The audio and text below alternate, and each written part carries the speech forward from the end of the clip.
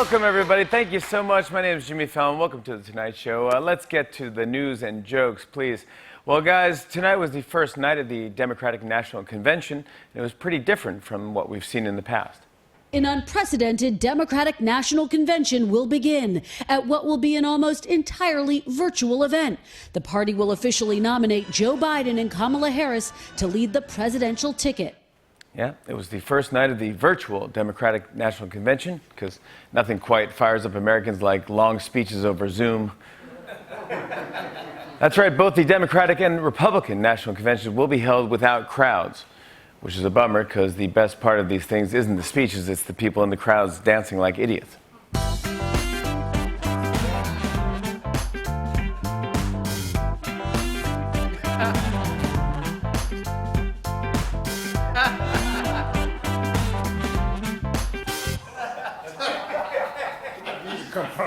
I like that. For the first night of the Democratic Convention, there was wall-to-wall coverage on CNN and MSNBC. Meanwhile, on Fox News, there was a 3-hour special called Kamala Harris, Where Do You Think She Was Born? Each night of the convention has its own theme. For example, tonight's theme was We the People. Tomorrow night is Leadership Matters. And Wednesday is Please Don't Switch to Netflix. Well, earlier tonight, Bernie Sanders gave a virtual speech at the convention. It was pretty exciting. While Bernie's speech was streaming live, so was he.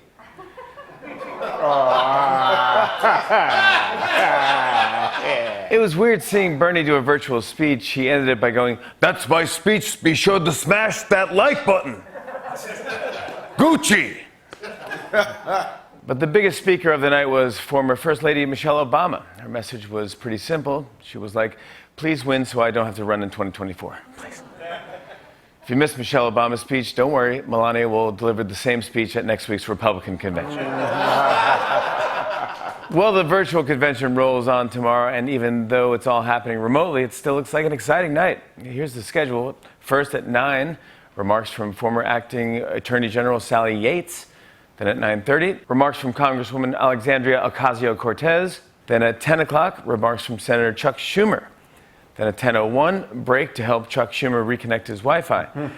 Then 10:02, Schumer calls his daughter to ask for the Wi-Fi password, but she doesn't answer, so he leaves a message asking how to send a text. Next at 10:03, FaceTime between IT guy and Schumer, where Schumer holds the phone up to his ear because he doesn't realize it's a video call. 10:05, Schumer reconnects, but it's using his cell phone, not his Wi-Fi, so he panics because he doesn't have unlimited data. 10:07, Schumer says he's restarting the router while actually just turning on the dehumidifier. Finally, at 10:10, Bernie Sanders comes on and says, "Oh, to hell with him, I'll speak again." So, sounds like a big night. Well, the other big story right now is the Postal Service. People are worried that budget cuts are going to hurt mail-in voting. Watch this. Friday, a number of states reported officials got letters from the Postal Service warning them the agency will not be able to fulfill requests for mail-in ballots in time for this November's election. Trump was like, "Hey, if the states got those letters from the Postal Service, how bad could it be?" This is crazy. We can't send in mail-in ballots. Meanwhile, Americans can get drunk, go on Amazon, and 8 hours later, there's a new pair of sunglasses for their ferret waiting at their front door. But in response to all this, Nancy Pelosi and her fellow Democrats are fighting back. Listen to this. House Speaker Nancy Pelosi announced she is calling back lawmakers from their summer recess to deal with the crisis at the Postal Service. House Democrats have launched an investigation over whether the Trump administration is intentionally undermining the agency ahead of the presidential election. That's right. The House is cutting its vacation short to deal with this. When they heard lawmakers were flying back to Washington, the Postal Service was like, "Would you mind bringing this sack of mail?" You know, 2020 is crazy when congressional hearings about the Postal Service are must-see TV. Meanwhile, Trump held a press conference from his Bedminster Golf Club on Saturday and bragged about the enthusiasm for his campaign from a strange voting bloc. I just looked, there are thousands of boats in lakes, rivers, and oceans, thousands and thousands of boats. It's called Boaters for Trump, Boaters for Trump-Pence. There's signs all over. Some of the boats have 10 flags on them. They're incredible. Yeah. Because everyone knows all elections come down to the voter vote. I love all voters, and remember to vote for me on Election Day. Every vote counts. So. Meanwhile, Trump is still angry about his news coverage. Yesterday, he tweeted that people should start watching OANN, a right-wing cable channel known for spreading conspiracy theories.